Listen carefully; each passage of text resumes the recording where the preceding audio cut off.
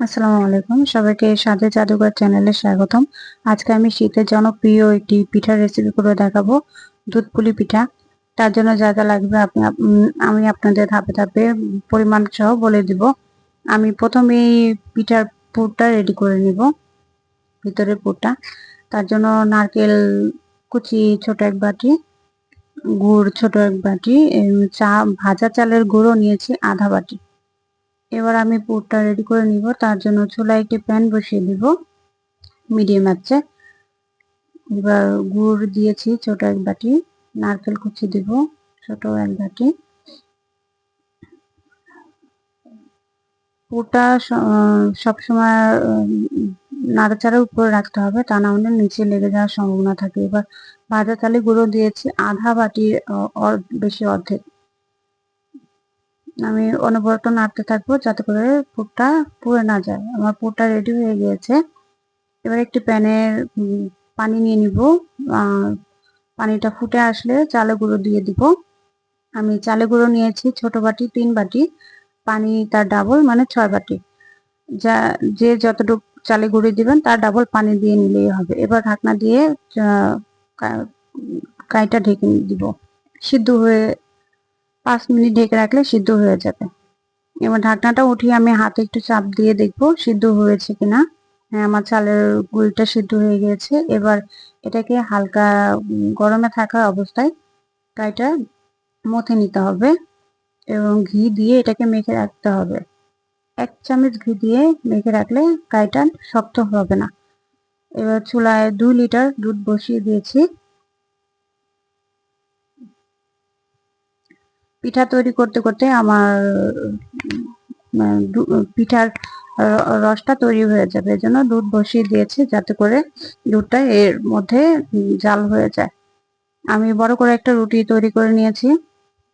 ছোট বাটি দিয়ে ছোট ছোট করে রুটি কেটে নেব।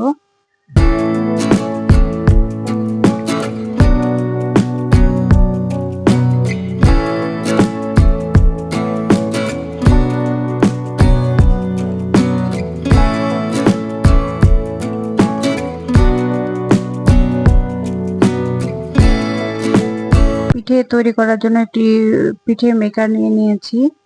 পিঠে মেকার দিয়ে পিঠা তৈরি করলে সবগুলো একই সাইজের হয়, দেখতেও খুব ভালো লাগে। অনেকগুলো বানিয়েছি, একটি বানিয়ে দেখাচ্ছি কত সুন্দর হয়েছে। আরেকটা বানিয়ে দেখাবো আপনাদের। ভিডিওটা যদি ভালো লাগে অবশ্যই লাইক, কমেন্ট, শেয়ার করবেন আর সাবস্ক্রাইব করে পাশে থাকবেন। নোটিফিকেশন বাটনটি অন করে দিবেন যাতে করে যখনই কোনো নতুন ভিডিও দিব সবার আগে আপনার মোবাইলে নোটিফিকেশন পৌঁছে যাবে। আমি সবগুলো পিঠে সুন্দর করে বানিয়ে নিয়েছি, দেখতেও খুব ভালো লাগছে। দুধটা ঘন হয়ে গিয়েছে।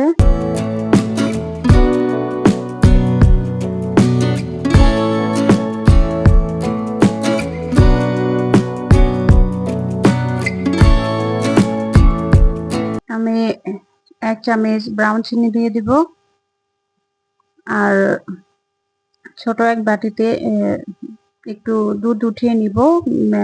মিঠাই গুড় দেওয়ার আগে একটু পরীক্ষা করে নেবেন, যদি গুড়টা ভালো না হয় তাহলে অল্পতেই আপনি বুঝতে পারবেন। হ্যাঁ, আমার গুড়টা ভালো ছিল, দুধ ফাটেনি, তাই সব দুধের মধ্যে সবগুলো দুধের মধ্যে মিঠাই দিয়ে দিয়েছি বা গুড় দিয়ে দিয়েছি। ভালো করে নেড়ে দিলাম। লবণ দিয়ে দিব, লবণ দিলে মিষ্টির তীব্রতা একটু বাড়ে, খেতেও ভালো লাগে। তো নারকেল কুচি দিয়ে দিব যাতে করে যখন পিঠে শিরাটা মুখে দিব নারকেলটা যেন